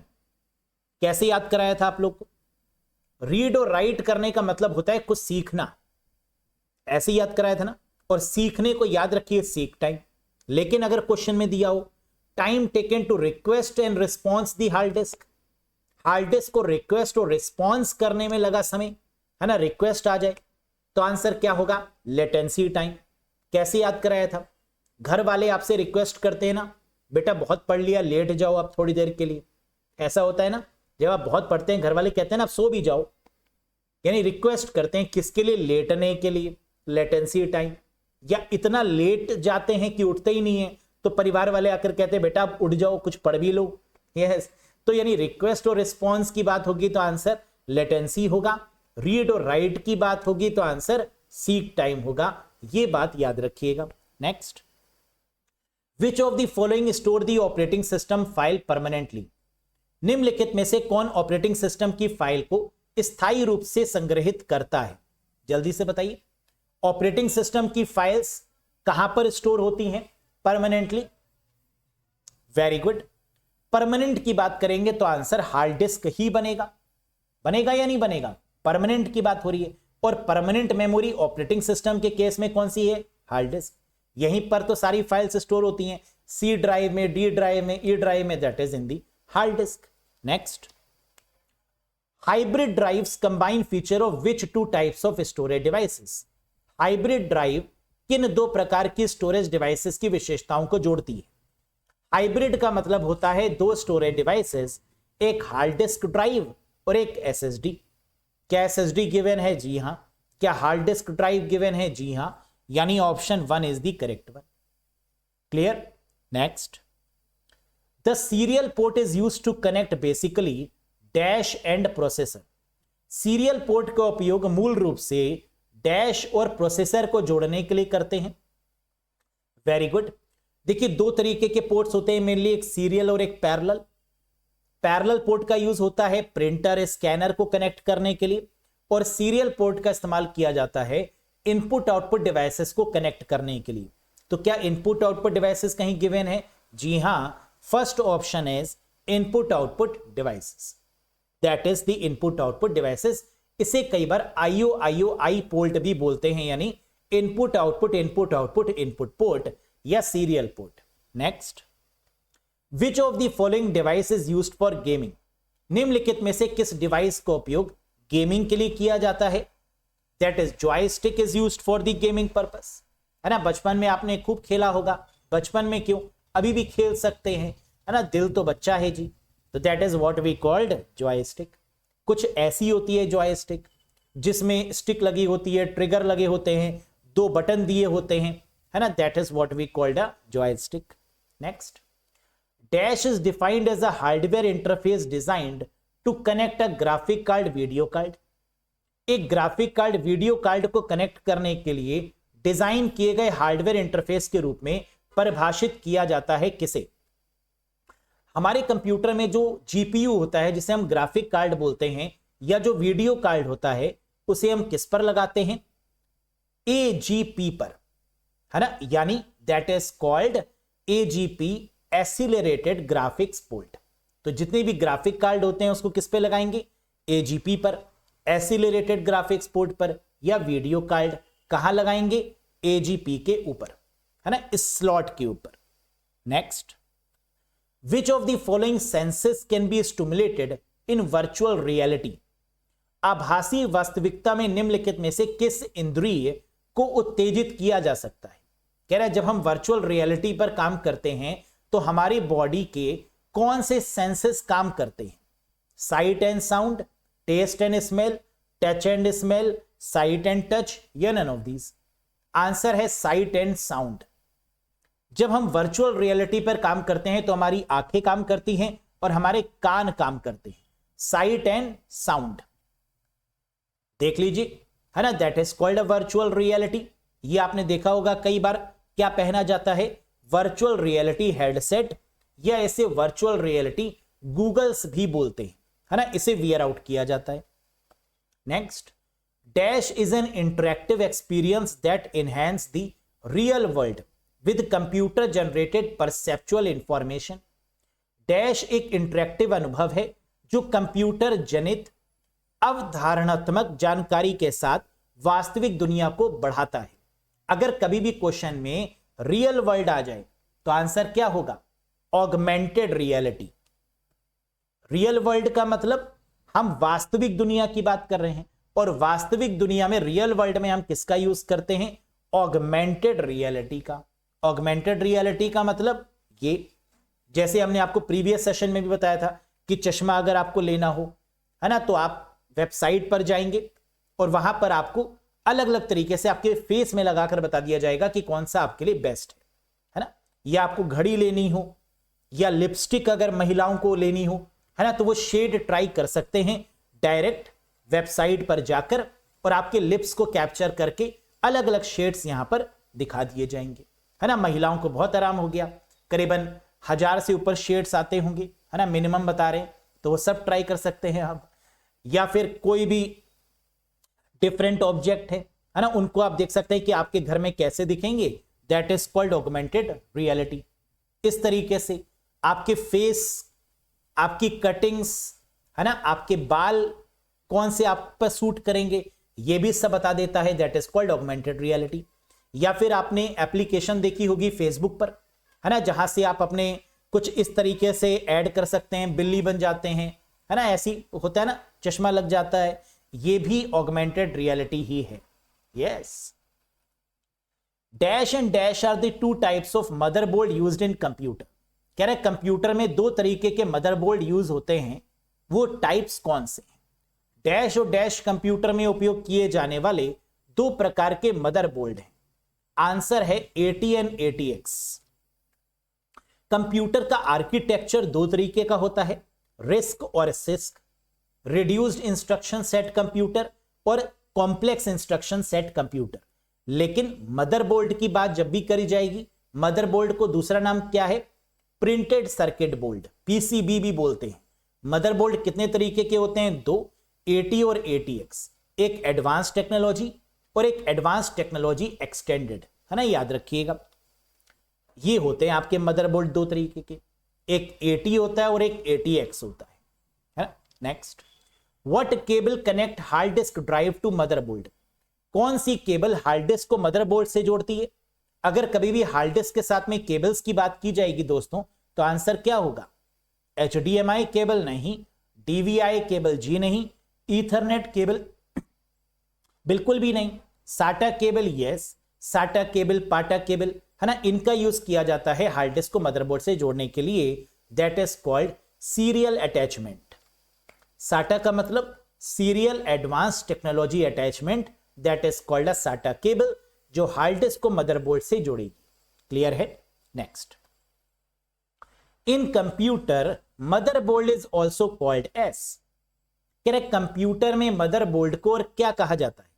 अभी मैंने आपको बताया कि मदरबोर्ड जिसमें वायरस अटैक नहीं कर सकता, जितनी मेमोरी होती हैं वो सब कहां कनेक्टेड होती हैं? मदरबोर्ड से कनेक्टेड होती हैं, है ना। ऑल दी मेमोरी, चाहे रैम हो, रोम हो, हार्ड डिस्क हो, that all are connected with the motherboard. और मदरबोर्ड का दूसरा नाम है PCB, यानी printed circuit board. Option 4 is the right answer. Clear है? Very good. Next, Google offers dash of free storage with every Gmail account. Google प्रत्येक Gmail account यानी खाते के साथ कितना निशुल्क स्टोरेज प्रदान करता है?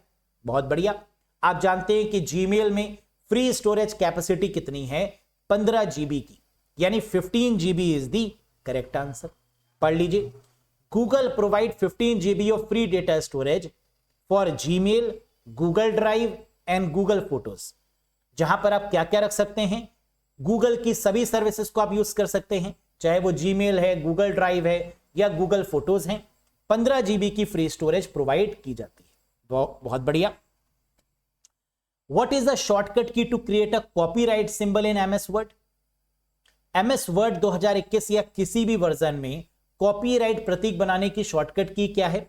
जानते हैं, ACC, यानी ऑल्ट कंट्रोल C, इसकी मदद से कॉपीराइट का सिंबल बन जाएगा, है ना। Very very important one, alt control C for copyright symbol. या इसको कई बार ऐसे भी पूछते हैं कि ऑल्ट कंट्रोल C से क्या होता है MS वर्ड में, तो आंसर है ये कॉपीराइट सिंबल को क्रिएट कर देती है ना। उल्टा भी पूछ लेते हैं। Next, dash act as an intermediate or middleman between a user and the website they browse. उपयोगकर्ता और उनके द्वारा ब्राउज की जाने वाली वेबसाइट के बीच मध्यस्थ या मध्यस्थ के रूप में कार्य करता है, इसे क्या बोलते हैं? वेरी इंपॉर्टेंट और बहुत आसान। कह रहा है वेबसाइट तक पहुंचने के लिए, सर्वर और वेबसाइट तक पहुंचने के लिए बीच में किसका यूज किया जाता है? प्रॉक्सी सर्वर का। ये क्या होता है जरा देखिएगा। प्रॉक्सी किसको बोलते हैं? कई बार आप अगर स्कूल नहीं जाते होंगे या कॉलेज नहीं जाते होंगे और अपने दोस्त से कह देते हैं कि भाई मेरी जगह पर तुम अटेंडेंस लगा देना, that is called a proxy, है ना। उसने आपकी अटेंडेंस लगा दी, इसे बोला जाता है प्रॉक्सी। अब क्या है प्रॉक्सी? यानी सबसे ज्यादा इंटरनेट पर अगर किसी को खतरा है तो वो है सर्वर को। सर्वर से पहले एक दूसरा डमी सर्वर लगा दिया जाता है ताकि अगर कोई अटैक हो तो रियल सर्वर पर ना होकर एक इंटरमीडिएट सर्वर पर किया जाए, एक मिडलमैन सर्वर पर किया जाए, ताकि पता लगा लिया जाए कि अच्छा अटैक हो गया है। अब इससे पहले कि वो रियल सर्वर पर अटैक करे, उसी के सर्वर को हैक कर लो, that is called a proxy server. समझ गए ना? अपना हम शक्ल बना दो, है ना। अगर आपको बहुत ज्यादा खतरा है किसी से, तो बढ़िया तरीका क्या है, किसी एक पर्सन को लाओ, उसकी प्लास्टिक सर्जरी करवाओ, अपनी शक्ल उसको दे दो, है ना। उससे कहो इतने खोखे ले लो मेरी तरफ से, मुझे है जान का खतरा, तुम घूमो आराम से, है ना। तो इससे क्या होगा कि जो अटैक करने वाला होगा, क्या वो आपको अटैक करेगा? नहीं, वो उस पर्सन पर अटैक करेगा जो आप ही की शक्ल का होगा। Getting the point? तो this is a type of a proxy server. Next, a digital image is made up of thousands of dash. एक डिजिटल छवि हजारों से मिलकर बनती है, क्या? पिक्सल्स। कह रहा है कोई भी इमेज जो है वो किससे मिलकर बनती है? पिक्सल से मिलकर बनती है। लेकिन एग्जाम में जो क्वेश्चन पूछा जाता है वो क्या, कि पिक्सल की फुल फॉर्म क्या होती है? What is the full form of pixel? The answer is picture element. Pixel stands for picture element, है ना। एक जो पिक्चर होती है वो छोटे छोटे डिजिटल इमेजेस का कॉम्बिनेशन है, that is called a pixel, और इसकी फुल फॉर्म क्या है दोस्तों? पिक्चर एलिमेंट है। Next, by default Gmail lets you to undo a sent email for up to dash। मान लीजिए कि आपने Gmail पर कोई मेल भेजा, क्या आप उसको वापस मंगवा सकते हैं कि सामने वाला ना देखे और आपके पास में आ जाए? क्या ये पॉसिबल है? हाँ या ना? डिफॉल्ट रूप से Gmail आपको भेजे गए ईमेल को डैश तक पूर्ववत करने की सुविधा देता है। जी हां, आप उसको अंडू कर सकते हैं, आप उसको वापस मंगवा सकते हैं, लेकिन बाय डिफॉल्ट 5 सेकंड की मोहलत वो देता है। देखिएगा, कभी आपने मेल अगर सेंड किया हो तो आप तुरंत देखिए उस पर अंडू करने का नीचे ऑप्शन आता है, लेकिन मात्र 5 सेकंड के लिए। क्या इस 5 सेकंड को आप बदल सकते हैं? बाय डिफॉल्ट तो 5 सेकंड होता है, लेकिन आप इसको बदल सकते हैं। आप इसको 5 सेकंड से 10 सेकंड, 20 सेकंड और 30 सेकंड तक भी बदल सकते हैं, है ना। ये याद रखना। बढ़िया ये होता है कि आप सेटिंग्स में जाएं और वहां पर ये जो सेटिंग होती है अंडू सेंड की, उसको 30 सेकंड कर दें, क्योंकि 5 सेकंड तो बहुत जल्दी हो जाएंगे, 30 सेकंड में आपको अंडू करने का काफी लंबा समय मिल जाता है ना। जिसमें अगर आप भूल गए कि आपने कोई अटैचमेंट नहीं अटैच किया या कुछ गलत लिख दिया, है ना। कई बार ऐसा होता है ना कि बाद में याद आता है, अरे शिट, अटैचमेंट तो अटैच ही नहीं किया, और लिख दिया kindly find the attachment, attachment है ही नहीं। सामने वाला कहेगा क्या भाई, मेल तो भेजा, अटैचमेंट है ही नहीं, है ना। तो आप इसको 5 सेकंड से बढ़ाकर 10, 20, 30 सेकंड भी कर सकते हैं अंडू करने के पॉइंट को, लेकिन बाय डिफॉल्ट ये कितना होगा? 5 second. Next, name the recently launch Instagram text based conversion app. Very very important one. Social networking से क्वेश्चन आएंगे ही आएंगे। बताइए, हाल ही में लॉन्च किए गए इंस्टाग्राम के टेक्स्ट आधारित वार्तालाप ऐप का नाम बताइए, जो भी हाल ही में लॉन्च किया गया। बताइए, इंस्टाग्राम के द्वारा। थ्रेड, वेरी गुड, है ना। तो ये थ्रेड किसका है? इंस्टाग्राम की ही सर्विस है। Next, dash does not need a host to replicate from one computer to another and dash require host for spreading. Dash को एक कंप्यूटर से दूसरे कंप्यूटर में प्रतिलिपि बनाने के लिए होस्ट की आवश्यकता नहीं होती, और डैश को फैलने के लिए होस्ट की आवश्यकता होती है। सोचो जरा, does not need a host, host की कोई रिक्वायरमेंट नहीं, कोई इंसान की रिक्वायरमेंट नहीं। कौन होगा ये? अपने आप जो काम करेगा, वॉर्म होगा। और जिसे होस्ट की रिक्वायरमेंट होगी, सहारा लेना होगा किसी का, वो वायरस होगा। यानी पहले में वॉर्म और दूसरे में वायरस। समझ में आया? Does not need a host, जिसे किसी का सहारा नहीं चाहिए। वॉर्म, कोई ह्यूमन इंटरवेंशन नहीं, कोई ह्यूमन इन्वॉल्वमेंट नहीं। वॉर्म और ह्यूमन की इन्वॉल्वमेंट हो, दैट इज वायरस। क्लियर है? Next, dash need human action to replicate and dash does not need human action to replicate, है ना। एक अलग तरीके का, लगभग वैसे ही क्वेश्चन। डैश को दोहराने के लिए मानवीय क्रिया की आवश्यकता है और डैश को दोहराने के लिए मानवीय क्रिया की आवश्यकता नहीं है। ह्यूमन एक्शन किस में रिक्वायरमेंट होता है? वायरस में। और किस में ह्यूमन एक्शन नहीं चाहिए? No need, does not need, worm में। यानी पहले में वायरस और दूसरे में वर्म, यानी option 1 is the right one. बहुत बढ़िया, कर पा रहे हैं ना क्वेश्चंस को, कॉन्फिडेंस बढ़ रहा है ना, very good. Next, which of the following is the popular open source office suit? निम्नलिखित में से कौन सा एक लोकप्रिय ओपन सोर्स ऑफिस सूट है? ओपन सोर्स का मतलब एक ऐसा सॉफ्टवेयर जिसमें कोड को हम देख पाए, एडिट कर पाए, चेंजेस कर पाए, ओपन सोर्स। एमएस ऑफिस क्या ओपन सोर्स है? जी नहीं। आई वर्क एप्पल का? जी नहीं। गूगल डॉक गूगल का? जी नहीं। Libra office? यस, यही पॉपुलर ओपन सोर्स है, ओपन ऑफिस द्वारा बनाया गया, that is Libra office. Libra office में क्या क्या है ना, ये द डॉक्यूमेंट फाउंडेशन, ये बोला जाता है लिब्रा ऑफिस, ये इसके सॉफ्टवेयर है। Yes, next, which of the following is the popular open source programming language? निम्नलिखित में से ऐसी कौन सी लोकप्रिय ओपन सोर्स प्रोग्रामिंग भाषा है? ऐसी प्रोग्रामिंग लैंग्वेज जो कि फ्री है, कोड को देख सकते हैं, बदल सकते हैं, that is Python, Java, C plus plus, C sharp या Visual Basic? Correct answer is Python, है ना। कौन सी प्रोग्रामिंग लैंग्वेज ओपन सोर्स है? Python. The dash is an example of simplex device? कह रहे डैश एक सिंप्लेक्स डिवाइस का उदाहरण है। हम जानते हैं simplex, half duplex, full duplex, 3 mode of communication होते हैं नेटवर्किंग में। सिंप्लेक्स डिवाइस का मतलब कीबोर्ड या माउस, है ना, that is called a simplex device. Half duplex का मतलब वॉकी टॉकी, और फुल डुप्लेक्स का मतलब आपकी वीडियो कॉल्स, टेलीफोन लाइंस, है ना, दीज आर कॉल्ड, या live chatting, these are called the full duplex mode of communication. Very good. What is the name of the Microsoft digital assistant?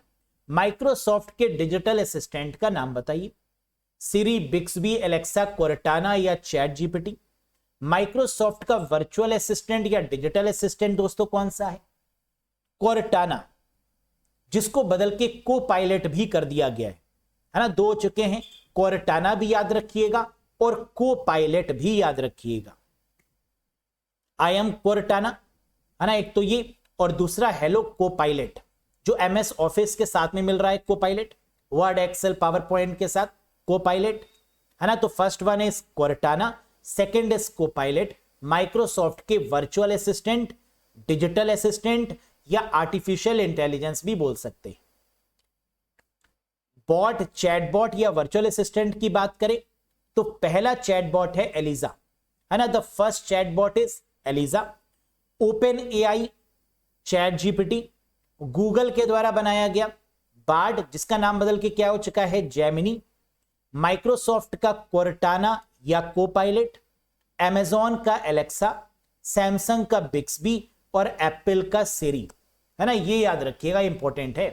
First chatbot पहला Eliza, OpenAI company ने बनाया। ChatGPT, Google Bard या Gemini, Microsoft Cortana या Copilot, Amazon Alexa, Samsung का Bixby और Apple का Siri. Next, which programming language is best choice for development of AI? Artificial intelligence बनाने के लिए सबसे बेस्ट लैंग्वेज कौन सी है? पाइथन, जावा, डॉटनेट, मैटलैब या all of these?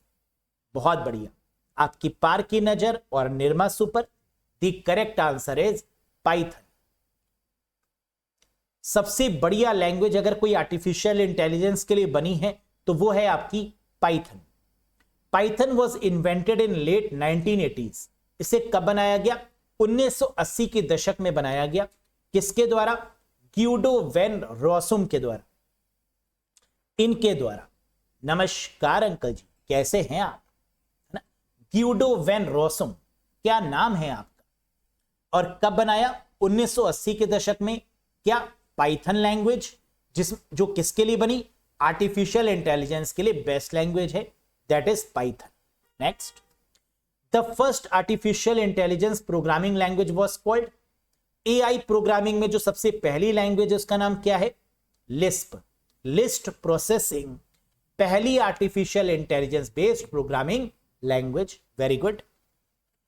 This address does not alter or change with the passing time in computer networking. कह रहे कंप्यूटर नेटवर्किंग में यह पता गुजरते समय के साथ बदलता नहीं है। जल्दी से बताइए, वो एड्रेस जो चेंज नहीं होता बदलते समय के साथ। IP address, logical address, MAC address, all of these या none of these. IP address को ही लॉजिकल एड्रेस बोलते हैं या वर्चुअल एड्रेस बोलते हैं, याद है ना। MAC address media access control address जो एनआईसी कार्ड के ऊपर होता है। कौन सा बदलता नहीं है? आईपी एड्रेस तो बदल जाता है डेमोग्राफी के अकॉर्डिंग, मैक एड्रेस नहीं बदलता। लेकिन क्या मैक एड्रेस बदल सकता है? हां, अगर एनआईसी कार्ड को बदल दिया जाए तो मैक एड्रेस बदल जाता है। लेकिन हम मान के ये चलते हैं कि ऐसा कोई करेगा नहीं, है ना। लेकिन बदलना चाहे तो बदल सकते हैं। लेकिन एग्जाम में पूछा जाए कि कौन सा नहीं बदल सकता, तो ये मत कहिएगा सचिन सर ने कहा है नहीं बदल तो सकता है मैक एड्रेस भी, है ना। तो मैक एड्रेस को जनरली नहीं बदलते। क्लियर? मैक एड्रेस कितने बिट का होता है? 48 बिट का। Very good. आईपी एड्रेस कितने होते हैं? 2। IPv4, IPv6। IPv4 कितने बिट का? 32 bit. IPv6 128 bit. IPv4 decimal format में, IPv6 हेक्साडेसिमल फॉर्मेट में, मैक एड्रेस भी हेक्साडेसिमल फॉर्मेट में। अरे छा गए आप, छा गए, बहुत बढ़िया। Next, a media access control address is dash digit long and is made up of dash numbers. बताओ मैक एड्रेस किस लेयर पर काम करता है? पहले तो ये बता दो। क्या? Data link layer. वाह वाह वाह, क्या बात है, बहुत बढ़िया। तो मैक एड्रेस किस पर काम करेगा? डेटा लिंक लेयर पर। आईपी एड्रेस किस पे काम करेगा? नेटवर्क लेयर पर। बहुत बढ़िया, बिल्कुल सही। तो कह रहे हैं MAC address is dash digit long. कितने डिजिट का होता है? 12 डिजिट का। बिल्कुल सही। और ये किस फॉर्म में होगा? हेक्साडेसिमल, यानी 12 और हेक्साडेसिमल यानी 4। बिल्कुल सही किया आपने विचार, यानी option 4 is the right one, option 4 is the right one. हो गए 60 क्वेश्चन। कैसा लगा आपको ये सेशन? जरा बताइएगा भी। और साथ में मैक एड्रेस के बारे में कुछ छोटी छोटी मगर मोटी बातें ये भी सुनते जाइए। इधर आओ। मैक एड्रेस 12 डिजिट का होता है हेक्साडेसिमल के फॉर्मेट में, एनआईसी कार्ड के ऊपर होता है, डेटा लिंक लेयर पर काम करता है। इसे फिजिकल एड्रेस या ईथरनेट एड्रेस या फिर बर्न्ड इन एड्रेस के नाम से भी जाना जाता है। बर्न्ड इन का मतलब जो जलाया जाता है एनआईसी कार्ड के ऊपर, है ना, ऐसा बोलते हैं बर्न इन एड्रेस। ये 48 बिट का होता है। या अगर बाइट में पूछें तो 8 से डिवाइड कर देना, यानी 6 बाइट। 48 बिट बोले या 6 बाइट बोले, बात एक ही है। और इस तरीके से होता है, पहले 6 digit OUI organisational unique identifier, और बाकी के 6 digit NIC controller, network interface controller के नाम से जानते हैं। बल्ले बल्ले। और ये रहा आज के सेशन का क्वेश्चन नंबर 61, जिसका आंसर आपको कमेंट बॉक्स में करना है। क्या है ये question? Speed of internet connection is measured in. Internet connection की गति को किसमें नापा जाता है, किसमें मापा जाता है? गीगाहर्ट्ज, साइकिल पर सेकेंड, PPM, MBPS या RPM? या आता है बताएंगे नहीं, है ना। क्या होगा इसका correct answer? Very very famous question. Internet की स्पीड को किसमें मेजर करते हैं, है ना। अगर आता है तो जरूर बताइएगा, और अगर नहीं आता तो लिख दीजिए नहीं आता, या आता है बताएंगे नहीं, है ना, ये भी लिख सकते हैं। तो कैसा लगा दोस्तों आज का सेशन? पसंद आया हो तो लाइक जरूर करिएगा, चैनल पर नए हो तो सब्सक्राइब करिएगा। साथ ही साथ अगर कंप्यूटर का कोर्स ज्वाइन करना चाहते हैं, बेसिक से पूरा एडवांस लेवल तक, topic wise concept, topic wise MCQs, topic wise videos, है ना, ऐसे पढ़ना चाहते तो आप जुड़ जाइएगा इस कोर्स से, और फिर बल्ले बल्ले ज्वाइन कर लीजिएगा। ज्वाइन करने के लिए अरोड़ा एजुकेटर एप्लीकेशन को इंस्टॉल कर लीजिएगा गूगल प्ले स्टोर या iOS स्टोर की मदद से। कोई डाउट है, कोई कंफ्यूजन है, कुछ पूछना चाहते हैं तो दिए गए नंबर पे व्हाट्सएप भी कर सकते हैं, है ना। बाकी कैसा लगा सेशन आपको? क्या आपकी राय है, कैसा फीडबैक है, एक बार कमेंट सेक्शन में जरूर बताइएगा। मुझे बेहद इंतजार रहेगा आपके कमेंट्स का। एग्जाम में पेशेंस, कूल डाउन होके कॉन्फिडेंस के साथ में उतरिएगा, है ना। आर या पार की लड़ाई है, बहुत मेहनत करिए आपने, सब कुछ आपको आता है, और आपसे ज्यादा किसी ने पढ़ा नहीं होगा, बस इसी कॉन्फिडेंस के साथ में जाइएगा, ज्यादा बातचीत नहीं, अपने पे फुल फोकस, यही मूल मंत्र है एग्जाम को क्रैक करने का। That's all for today guys, thank you very much, bye bye and take care.